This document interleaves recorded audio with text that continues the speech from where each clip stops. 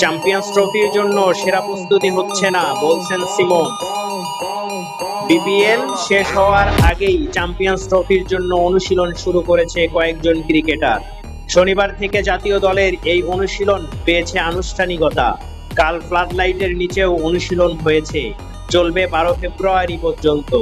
তবে চ্যাম্পিয়ন্স ট্রফির জন্য সেরা প্রস্তুতি হচ্ছে না বলেই মনে করেন হেড কোচ ফিল সিমন্স। কেন? কারণ স্পষ্ট হবে।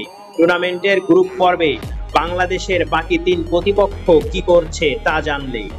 পাকিস্তান ও নিউজিল্যান্ড এখন দক্ষিণ আফ্রিকাকে নিয়ে ত্রিদেশীয় সিরিজ খেলছে। আরেক প্রতিপক্ষ ভারতও ওয়ানডে খেলছে ইংল্যান্ডের বিপক্ষে। বাংলাদেশ সবশেষ ওয়ানডে খেলেছে ডিসেম্বরে ওয়েস্ট ইন্ডিজের বিপক্ষে।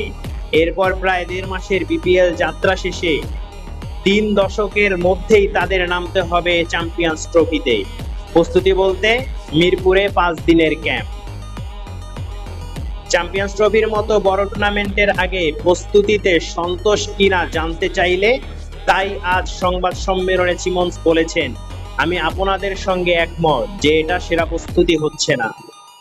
এরপরও অবশ্য প্রস্তুতির ঘাটতিতে খুব বেশি সমস্যা হবে না বিশ্বাস তার। একটা জিনিস বলতে পারি, তারা ক্রিকেট খেলবে আর সেটা সাদা বলেই।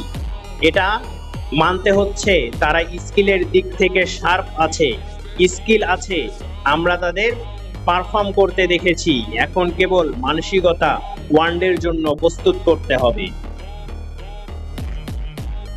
নিউজটি যদি ভালো লাগে একটি লাইক দিবেন আর চ্যানেলটি সাবস্ক্রাইব করে সাপোর্ট করবেন।